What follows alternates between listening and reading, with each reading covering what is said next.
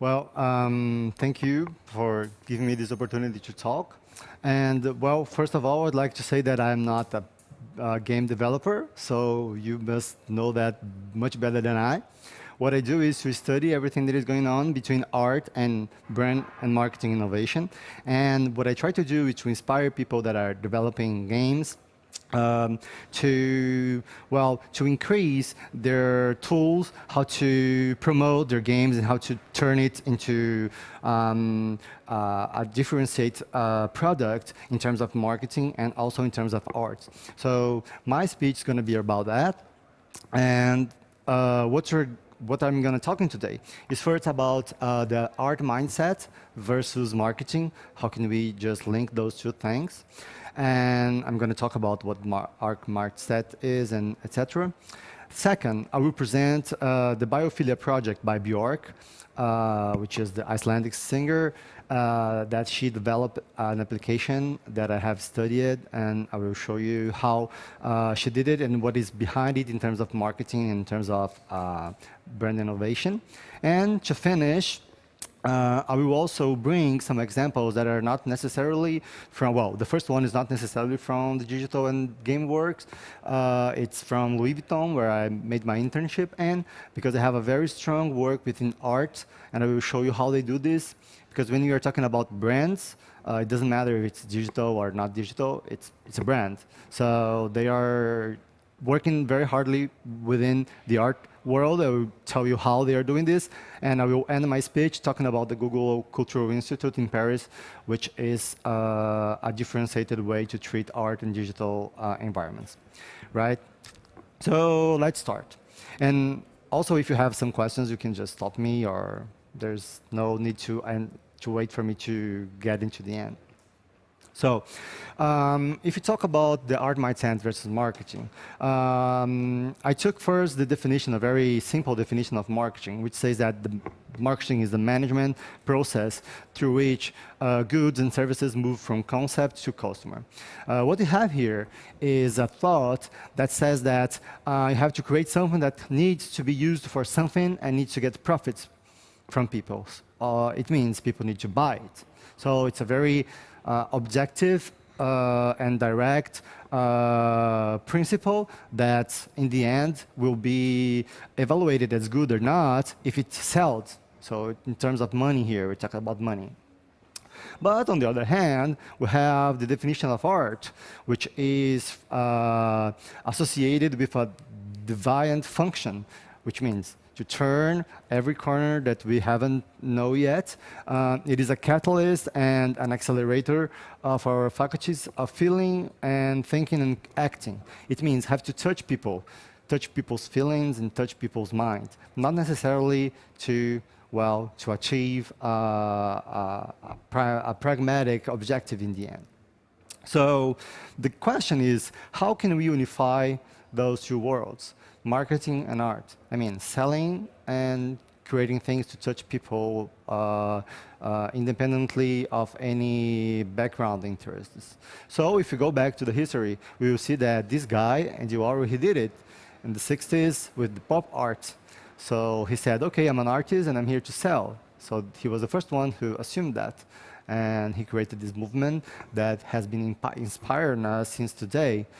It is from Andy Warhol work, which when he created the factory and he started just like taking a soup can and say, okay, this is a work of art, and you can buy it on the supermarket, and it will still be considered as an art object. So how did this guy did this? How did he just turn this untouched thing, which was art before the 60s, that we could not make profit of it? Well, artists did it, but not directly, into something that is commercially and assumed as something that needs to sell. Okay, this guy did it. It's not new, what we are talking about. But the thing is how they are doing this now, and how artists are linking those two environments. Well, when you go to the Modern Museum of Art in New York, there is an artist, a singer actually, which is Christopher Williams. He says something that is really what I believe and what I have seen in my research is that art can add to business environment. So what he says is that what art world has to offer is a room for speculative thought. What if we put walls on the floor? What if elephants walk sideways? And the freedom to look as long as you want. What he's saying is that when you have the art mindset in mind, you can do things that in business normally people will not give you space to do so, because they have constraints in terms of budget, they have constraints in terms of sailing, in terms of culture mainly. Because if you take, for example, many of investors, they sometimes do not understand how can you just turn something crazy into a pragmatic idea that in the end will return something to them. So this thought, I guess, is the key of my presentation, because if we see art as a space that we can just move around and experiment, we can just create something. And this is why I'm talking about Bjork, because Bjork did it in a very brilliant way. And she did it in a way that it's not a convenient way. Because normally, we are talking about here about the music industry. Which is a market that has been working in the same way with the same logic since the 19th century. I mean, a record with a few tracks that you start from the beginning and you go the second and the one, and it ends in the end and the fourth, I don't know, the fifth or 16th track. So what she did was that she said, okay, I have this logic and I have to do something different. So I will start talking to you about what is behind the Biophilia project of Bjork. Well, everything started with Bjork, which is an environmental activist. She works for many Icelandic organizations to protect their nature, etc. She's engaged, really engaged with it. She just goes to the field and protects the fields in her country. And she was in contact with National Geographic, and they were agreeing for her to compose an album that would translate the sounds of nature into music, so they could use it in a documentary. So this was the first thing that he was doing. This is the beginning. So Bjork said, okay, I accept. So she started thinking about how she could transmit to people these nature sounds, etc. And she started getting a lot of crazy ideas. And she presented to National Geographic this project. She said, okay, we will take a building, a whole building, just like a museum, and we'll turn every room of this museum into a different aspect of the universe. And when people get into this museum, into this room, people will have a sensation, 3D and 4D sensations around it. And that's going to be what we're going to do. Because according to her, she needed to, when she was translating the universe sounds, she said, I need people to experiment it. I don't want people just to sit in front of their computer and put their headphones and listen to something. So she knocked at National Geographic door some months after that, and they said, are you crazy? We are a magazine. We don't have money to do this. This is going to cost a fortune, and it's not feasible. So they said, thank you very much, but we will not do it. And she said, okay. She was very deceptive. But she kept this idea in mind. And said, no, I need to do this. And I will find a way to do this, because I really believe in this. So she started gathering people around her to have some other ideas that could make this project, this crazy project, feasible. And what she did was to say no to National Geographic and to do her work alone. But how did she did it? Well, first of all, with a multidisciplinary work. She just took with her a very huge team of engineers, musicians, scientists, teachers, academics, people that she used to work with, and she shared with those people her idea and said, okay, what do you have in your field of work, of experience, that could help me do this project? So every person that she was working with gave her a different idea. For example, the designers told her, oh, maybe Bjork can do this. Engineers told her, okay, there is an app now. There is a new tool now, because we were talking about 2007. This was the time when she was thinking about that. And in 2007, it was around the time that Apple was launching the iPad. So the engineers just told her, oh, there's this new tool here, maybe we can do something here. And said, oh, this is brilliant, we can use this. And as we were talking about environment and about green spaces, she decided to talk to scientists as well, because those people understand about Earth and about ecology and those things. And also, the teachers helped her, because in the beginning, well, the whole Bjork career is punctuated by an experience she had when she was a kid. She said that when she was learning to play a piano, there were just like an academy way of learning how to play piano, and whether you adjusted yourself to the system, whether you were not able to play, and said, what about if I don't like this system, but I can also play my piano? I have the capacity to do this. So she said, okay, I need to present to the society a way for people to learn music with other educational tools. So teachers helped her doing this, and also publicists and academics that helped her writing essays, etc. So these people just did a work that was about to break the traditional model of the music industry. They just took this linear form of presenting music, which is an album. Even today, you have all artists, they deliver an album every year with some tracks, and that's it. So they broke with this, and they came up with an idea that was an interactive game and a learning experience, which is the Biophilia project. So in order for you to understand a little bit what is this, I will show you a video that will resume the idea and the concept of this project, and I hope you will understand better. Pay attention to the voice of the people who is talking. I don't know if there is British people here or people who are used to watch BBC documentaries, so you will recognize him.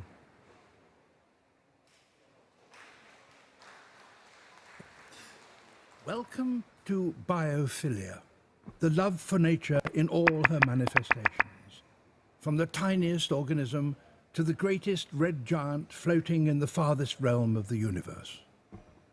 With biophilia comes a restless curiosity, an urge to investigate and discover the elusive places where we meet nature, where she plays on our senses with colors and forms, perfumes and smells, the taste and touch of salty wind on the tongue.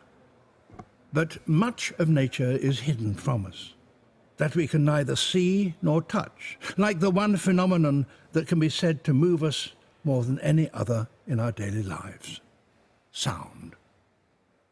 Sound, harnessed by human beings, delivered with generosity and emotion, is what we call music. And just as we use music to express parts of us that would otherwise be hidden, so too can we use technology to make visible much of nature's invisible world. In Biophilia, you will experience how the three come together: nature, music, technology. Listen, learn, and create. Travel the cosmos lying at your fingertips. Touch the galaxies and move through their 3 dimensions. Discover the different song apps as they're introduced into the constellations, and explore their extra features. And should you feel lost in space, you can always use the musical compass icon to take you home. Now, forget the size of the human body. Remember that you're a gateway between the universal and the microscopic. the unseen forces that stir the depths of your innermost being, and nature who embraces you and all there is. We are on the brink of a revolution that will reunite humans with nature through new technological innovations. Until we get there, prepare, explore, biophilia. Okay, so this is the introduction of the application that she launched. So the solution that she found was to create an application where you could navigate. I will show you there in the big screen there, but here, for example, this universe, it's very interactive, and every spot here, it's a particular universe that is a sound, it's a music. So for example, instead of saying, okay, I will play the first music, you have to find one of them here, which is linked to the universe, and you will just click it and, well, find it and enter into this little small universe, which is virus, for example. I will show you how it works. So here we have two things in terms of marketing and communications. We have first the guy that is speaking, which is a very famous one that gives credibility to the job. So when you're talking about a new project that intends to take technology and science together and music, we have three people. We have Bjork, which is known by music. We have David Edinburgh, which is the guy who we've seen. And we have also all the scientific things behind. So in terms of marketing, this is important because it gives credibility to the product. And now I'm going to show you how it works. Well, as I told you, the app album, which is the way they call it, is divided with some music. It's 11 songs. Each song, it's an application independently from the other one. So when you download it, you can download the whole thing, or you can download it only the music that you want. So this specific application, for example, the virals or the many others, the Moon, for example, there's another one called Moon, has a completely different game logic and a completely different design model within it. And I will present you this one, which is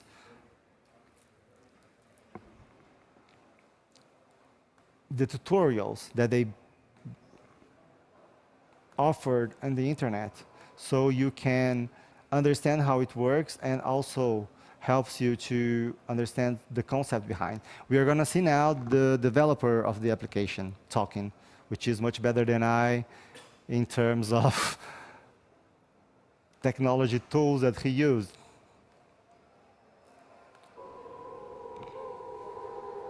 I'm Scott Snibby. I'm the producer of Bjork's Biophilia app, and we're here to tell you a little bit about it. The Biophilia app album is the first complete album that has an app associated with every single song. Each app isn't just a music video or even an instrument, but something in between. Each app has a natural aspect to it, it has an aspect of music or musicology, and also has an interactive element. So it begins with this galaxy, and I'm going to take you through each of the apps and show you some of their secrets. So this is Biophilia. So now this galaxy is actually the interface to get into all the different songs of Biophilia. So you can touch and move around to rotate around the galaxies. You can zoom in, and as you do, you get near the constellations, and each of the constellations is associated with one of the songs. If you're wearing headphones, you can hear the bits of the song coming from the left or the right, depending on where it is around you. Now, if you tap this compass icon, you can go behind the scenes and see the names of all of the different songs. So these are also alive. Everything in this app is a kind of natural living simulation rather than just plain text. So every app has a bunch of sideshows and the main event. So one of the sideshows is this score, and the score isn't a score in a game, but it's rather the musical score. So you start to see the music here of Crystalline, and it plays back as if this was a kind of karaoke machine. So the lyrics, the song lyrics don't play, so that you could sing along with them.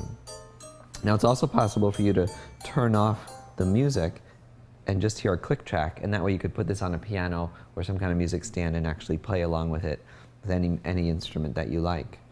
Now, this score isn't just a movie. Nothing in Biophilia is traditional media. Everything here is completely interactive, so you can drag to move forward, to move back, find your favorite parts of the song.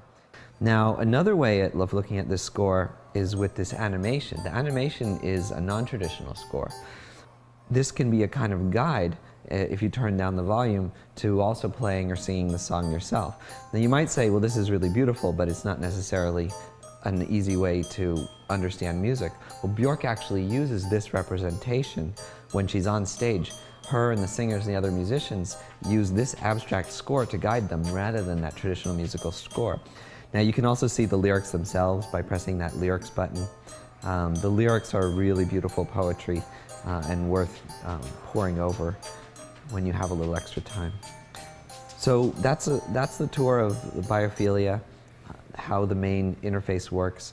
There's one more thing though to note, that in addition to this Galaxy being a way to explore all the other apps, it's also a song in its own right. So if you go into the Cosmogony menu and you click on Song, which is only present for this app, then you get a guided tour through the Galaxy while Bjork sings the song Cosmogony.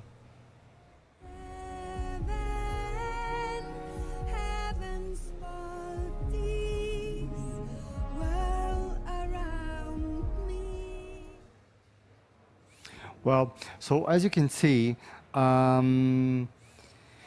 it changed a lot the way people present music, right?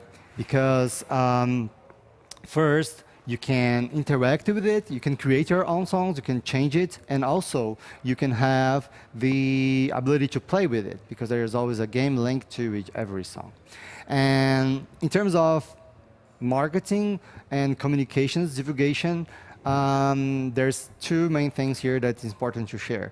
First, they asked for the producer to talk to people, to inspire, to tell them and to give credibility to the project that it was being doing. So this is important because we're talking about communication here. Instead of making some ads on Google, etc., they just delivered those videos, which gives credibility, very important people talking about what they're doing. And of course, we have the own artist saying why she did those things, which is very nice because she just talked her perspective of the same thing that the technical guy was saying before. So those two videos are nice because first you have the pragmatic producer engineering thing, and then you have now the artistic background. And let's see what she says.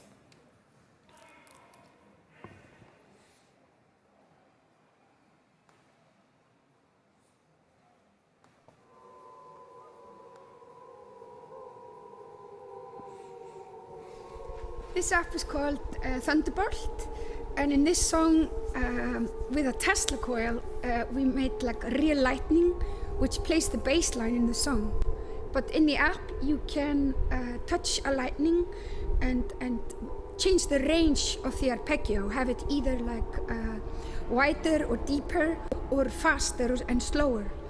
And so, yeah, so I guess in this app you can be your own bass player playing a lightning for one song. Let's take a look at Thunderbolt. So we zoom into Thunderbolt by touching its constellation, and then the Thunderbolt star, and then we start this app. Now this app is probably the most minimal and mysterious because it begins just with a completely black screen. So as soon as you start touching Thunderbolt, you get these sparks. So if you click with one finger and drag, it's a kind of lightning drawing program. Now, the musical element of Tesla is done by putting down more than one finger at once. So if you put down two fingers, you start to get a single note if they're very close to each other. And as you spread your fingers apart, you start to get more than one note. Now, when you move this left and right, you're changing the range of the notes from high to low. And when you move this up or down, you change the tempo. And if you go really low, it goes much slower. So if you put down 3 fingers, now you can make an arpeggio that's not sequential. So like a lot of the apps in Biophilia, at the same time as you're creating music inside of the iPad, it's also transmitting MIDI information over wireless. If you have a MIDI instrument or GarageBand, you can pick up the MIDI signals and then use it to drive any kind of music you like. If you're really an expert and you get into this app, you can go in here in the menu by touching the compass, and you can change the amount of time that it takes lightning to fade. So if you really want to make an elaborate lightning drawing, you might want to make that really, really long. And you can also change the drawing length, and then you can make very, very elaborate drawings. So we can always hit this compass menu, and if we want to go back and use another app, we return to the Thunderbolt page. We could explore any of its features, or we can go back to the Galaxy to try another app. So what we have seen now is a thing that she created that allows you to create the music as well, and not only hear what she's presenting you. So this is another break in the music industry, because in the music industry you just get things, you just not share anything. So here, what she's saying is that, okay, you can also do what I'm doing, because she uses this application on stage on her live concerts, and she just present what she has done, but she also let people present what they're doing, and people also can share it on social networks and etc. So it is more than an album. It is a creation tool that she's offering to the people. Well, so when I started talking about Biophilia, I am using the word project. And why I'm using the word project and not application itself? Well, I'm using the word project because it comes with a lot of other things surrounding this application. For example, we have the concerts, as I told you, that are strictly based on the application. So she can interact with live musicians, and she just have those tabs that she creates and give new things live to people.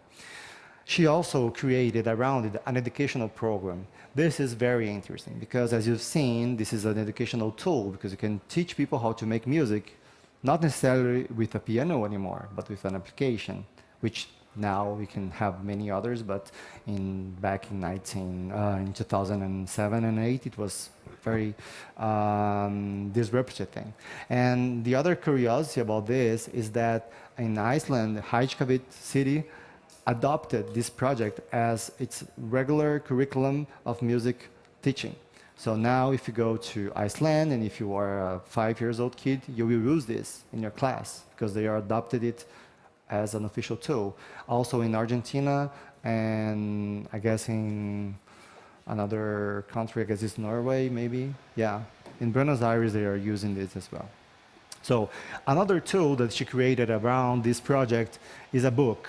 So they have a partnership with a very nice company from Paris, which is M/M. They are a design bureau, and they created this, which is a book that can tell you about the Biophilia project. And what you see inside of the box are those instruments, those old instruments to equalize the sound. So at the same time that you have a very technological tool to say how to create music, you also have these ancient tools that permit you to make your instruments, if you have one, work better. Then she created a documentary about this, which is very nice. You can watch it. It's called When Bjork Met Attenborough. This guy is the guy from The Voice, from the first introduction application. He's a very known person in the United Kingdom and respected. He was, the Queen says he's now a lord, so maybe this is important, I don't know. But they delivered in the Channel 4, and now you can download this documentary that just explains how she just could turn this idea, this crazy idea, into a product that is now able to be sold on Apple Store and Android and every other operation systems. But as you're talking about sales, she couldn't just put aside the regular the regular market, which is a very big money that comes with. So she also made a record, a regular record. But this is important to tell. The record came 2 years after the launch of the application, which means that she just did it after having the courage to innovate. And because, of course, she's not crazy, she will not say no to money, but she preferred to give a lag between those two things. So here you have a resume from the Biophilia project, which has the book, the documentary, the application, the record, the educational program, and the concerts. So it makes it a whole thing that helps people to understand it and to consume it, and not necessarily only online things. Because when you talk about games and digital environments, sometimes we forget about the real life, the real things that are going on, like this, noises and people that interact in our lives. So what she did is, okay, I'm doing a very non-material thing, but I will use it on material world as well, because it will give strength to what we're doing. And this is a very good thing for game developers to think about, because when you take, for example, the virtual experience that people could have, we can decrease it into a very higher level if we can just try to put it in the real world so people can just be touched by it in different ways. So this is a challenge for us, and Rovio is doing a very good job with the amusement park they're building, for example, so people can just play the games, and at the same time that you can go to the music park and just take a bird and literally throw it. So we're talking about linking reality and virtuality, right? Well, I have 2 slides about Bjork yet. The first one is about founding. She didn't have money to do that. And when I'm talking about that, I'm serious. She's Bjork, she's world, everybody knows her, she have a record behind her, but nobody wanted to finance this because everybody thought it was a crazy project. So what she said, okay, I have a little bit of money, I will put my own money, and I have nothing but my idea. So when I said that the key thing of this project was multidisciplinary collaboration, what I'm saying is that she just knocked the door of all those people and said, okay, I have this idea, I don't have money, I don't know how to do it, and I don't have how to pay you. So do you want to join me on this project? If we get money, we will share it equally. But if we don't get money, we will just have fun. So this is what she said. And people accepted, of course. And she went even to Kickstarted website, and she herself wrote saying, okay, I need 375K pounds to transform this into an Android application, so I need money from people. And I guess this is very interesting, because this is the artistic belief that she had, and she kept from the beginning. She didn't have money, she didn't have anything, and she just made it through it. And people accepted to help her, and now they just shared equally. So what Bjork got as money is the same amount as what the M/M design company got, and so on. And finally, we have the application being recognized as the first application that was bought for the New York MoMA Museum as an art piece, a piece of art. So this is very crazy, because we had something that was being charged of being downloaded in iTunes store, and then there's one of the greatest museum on earth just said, okay, this is art, and I will present it on my museum. So I guess this is very nice, because we had an art idea that became a product that in the end came back and was considered as a piece of art again. So we can do it with everything that we want if you want to link art and business. So I guess this project is brilliant, because they just made it happen, and they linked those two things together, marketing and art. So, to continue, I have the third and last part of my speech, which is the art as brand guide. And I will talk now about things that's nothing related to the digital world, but can inspire us as well to create links between brands and art. So I made my internship inside of Louis Vuitton, and they are, when I just came there, I said, okay, what I'm doing here, this is a luxury brand. I had some prejudice between it, and I said, okay, maybe I can try. And I discovered they have a very nice work in terms of art and in terms of creating experiences and products and even buildings guided by the art concept that is the roots of their brands. So they have this book here that I bought, if somebody wants to see it after, which is Louis Vuitton Art, Fashion, and Architecture. This is the basis of their brand. Every time you think about Louis Vuitton, you're not talking about bags. You're talking about art, fashion, and architecture. Every piece of bag that you see is a representation of art. It's like if instead of buying a bag, you're buying just like a piece of art that somebody made and it's printed there. Every time that you go into a Louis Vuitton store, you're not going to a normal store. You're going to a store that was built to transmit a concept that is important to the brand at this moment. And the fashion, I have nothing to tell about that because it's obvious. And in this book, they present in details everything that they have been doing in those last 100 years about art, etc. And I will show you a little bit of it now. And after, if you can just see it because it's a very interesting, inspirational book. So what you're talking here is about the empire of sign. What sign means? Sign means meaning. So they are not creating bags, they are creating meaning to people. Even if we don't understand it, every little detail of this brand has a meaning, a significance. This is a very French thing. I've been living there for 2 years, and well, if you wear just like a tennis shoes, have to be a meaning, have to be beautiful, have to have a history behind. This is a very French thing, but it works because they are not one of the most important brands in the world for nothing. So, and it's very nice because we have Google, we have Apple, and we have Louis Vuitton then in the classification of the most valuable brands. So, well, they sell things that are not very technological, but are very valuable. So here we have some ways of how they do it. So they work with sponsorships, with commissions, and with foundations normally that brings credibility to the work they do.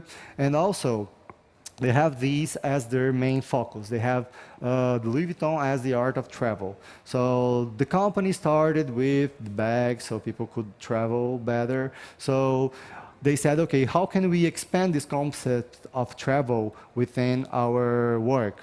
So everything that they do, for example, bags, travel accessories, shoes, watches, clothes, jewelries, and publications like this one, is meant to transmit the idea of the art of travel. So when they say that they have the fashion, the art, and the architecture, all those things are a reason for people to travel. Sometimes there are people that go to Shanghai to see the latest store that they have built because it's an astonishing building with a lot of technological things. So the stores itself turns into touristic spots, as well as the art venues that they have inside of some stores and also the fashion. So what they did here, they had artistic director, which was Marc Jacobs, and now is Monsieur Gasquier. They changed it. But what Marc Jacobs did was to make collaboration with the best people in the world in terms of architecture, art, and design. So they called those people and said, okay, what can you do to make my brand better?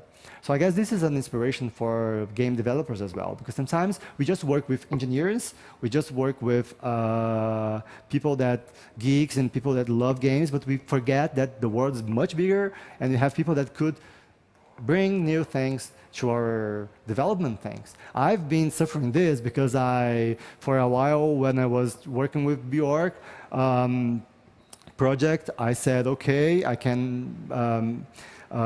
help you with this. I knocked some companies' doors and said, I can help you with this and this. And they couldn't understand. And they said, are you an engineer? And I said, no, so we don't have space for you. And I said, okay, so let's prove to those people that there are a lot of people doing great things, and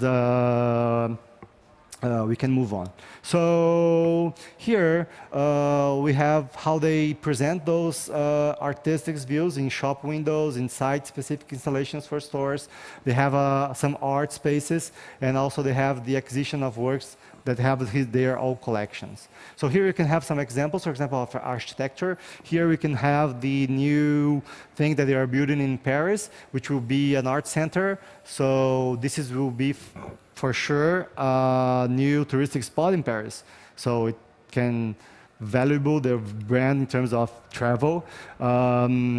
Here we have the Shanghai store, which is a very different architecture places. This store here is in Tokyo, I guess, and the walls are a screen. So imagine what you can do there, what you can project there. You can even create games so people can interact with the screen. So the whole store turns into a big experience, a big brand experience, and not only what is inside, but what is outside as well. And this is a good opportunity as well to knock their doors and say, okay, I know that you have a lot of those things, we can develop things for you. In terms of art, they have collaborations, a lot of artists that they give 100% freedom to do what they want. For example, we have the scarves here, which are the twin brothers from Brazil. They just said, okay, you have a scarf, you can do whatever you want. And these products just turn into a piece of art because it's an artist that is doing, it's not them. So when you talk about the virtual environment, you can do it as well to validate and to upgrade the value of what you are doing, to give credibility of what you are doing. And finally, we have the design thing that is more linked to the product and also to the inside of the stores. As you can see, you have a lot of digital stuff now that can be used to create more brand experiences. And finally, I will talk very briefly about the Google Cultural Institute, also in Paris. What they did was to create a new space inside of Google that is to transform every little piece of art that is doing in the world accessible to everybody. So they created this virtual cultural institute that is headquartered in the Opera Center of Paris. And their mission, as everybody knows, is to organize the world's information and make it useful and universally accessible. But how they create, why they created a special cultural institute dedicated for it. So I have a 2-minute video here that will explain us better so we can understand this other thing that is now creating a tool to project your artistic creation all around. The aim of the Cultural Institute is to preserve and promote culture online, make it accessible to the world. We're working with curators and historians and experts to create stories around all that material. Steve Biko was a banned person. He was not allowed to be quoted. He couldn't publish anything, and his image could not be printed in the newspaper. He didn't really take no for an answer. He always questioned the why behind the way things happened. He actually developed solutions to help overcome some of the challenges imposed by apartheid, both at the structural level of the state, as well as the individual level within communities. We believe that in our country there shall be no minority, there shall be no majority, there shall just be people. One highlight would have to be the whole manuscript of what Nelson Mandela meant to be the sequel to Long Walk to Freedom. He never finished it, but we've got about 10 chapters in various forms. It's just unbelievably powerful. There are many pictures and video fragments of friends of Anne, pictures of her diary, and of course pictures of Anne's room. The only moving pictures of Anne, a film footage of, I think, 7 seconds. It's really very dear material to us, and I'm very happy that we could put that also on the website. The story of Edek Galiński and Malacy Medbaum, a Polish young man and a Jewish young woman who met at Auschwitz in Birkenau, fell in love, and they decided to escape. But unfortunately they were captured and sent back to the camp. It tells you that even in such hell as Auschwitz, there were real human beings with real feelings and emotions. The internet is really a powerful tool. We've been recognizing that for quite a long time. Everyone can profit from sharing information, sharing materials with other partners. It makes material available in a way that would otherwise not be available. This could become one of those fundamental instruments that all of us use. So what they're doing here, as I said, is to gather all the art production that has been doing around and to allow you to do it as well and to put what you are doing there to be showcased. Also, as I am a marketing professional, pay attention. They created a lot of videos with a lot of interesting people talking about it to communicate their idea. So we're not talking about written things, we're talking about aspirational ways of communicating it, beautiful ways of communicating it. And they have a tool, they have a technological tool. If you go to their website, you'll see it's a website. You can have 3D views, etc. But they are creating also a very good communication environment around it that increases the valuable and the association that we do it. And to conclude, I would like to say that I'm here to say that the art mindset can offer a space for free experiences and imagination in business. Never forget that when you hear that we don't have time, that we don't have budget, that we cannot do this. Remember about Bjork, she did it. Secondly, the multidisciplinary approach can bring up solutions and a group of people with similar backgrounds may not perceive. It means sometimes we need to call people that are completely different from us so we can have something really innovative. So think about it when you look around you and see who are surrounding you. And to end, the art can be used to qualify business, and business can also be used to qualify art, which is the project of Bjork, the project of Louis Vuitton, and finally this Google Institute project. So kudos and thank you for being here.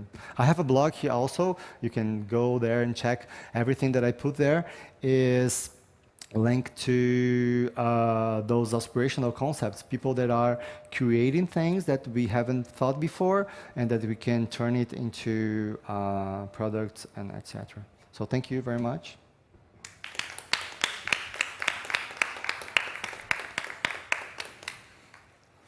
If you have some questions, if you want to see the books, feel free about it.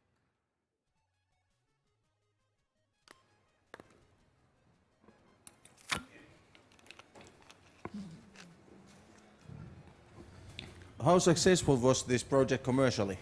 Well, this is a very good idea, question. I haven't had the access of the full sales numbers, but according to the Apple Store, it was the third most downloaded app album in 2011. They were the second most downloaded album, they call in the Billboard dance charts in the whole world. It was more than everybody else.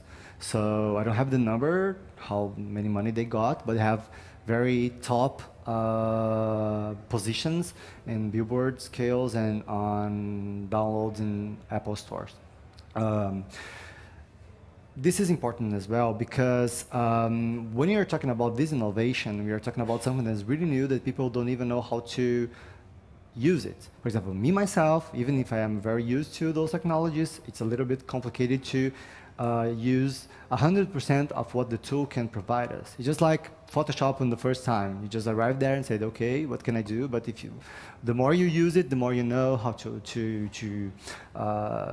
take advantage of it. So I guess it will take a time to see what will be the real result of it. Because we cannot just, it's not an album that you just say, okay, 1 week after it's sold 1 million copies. No, it's not about that. It's about a culture that is changing, so it's going to take a time. For you to have an idea, the second mainstream, Bjork was the first one to do this. 4 years later, there was another singer that tried to do something similar, which was Lady Gaga. She just delivered her application, and I suggest you to download and compare. I have my own idea, but I want you to have yours. It doesn't have anything in terms of quality and etc. So artists themselves, they are getting good problem to learn how to differentiate and how to use those tools. And this is why I believe this project will be the success of this project. We will only know in a few years because the industry is changing very fast. And I guess maybe in 2 or 3 years we can say that if it was successful or not. Maybe this is not the final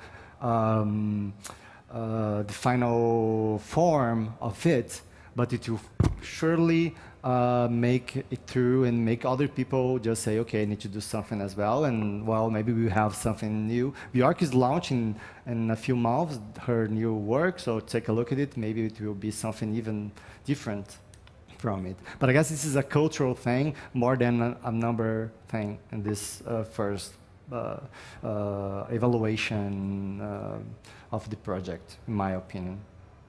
Thank you.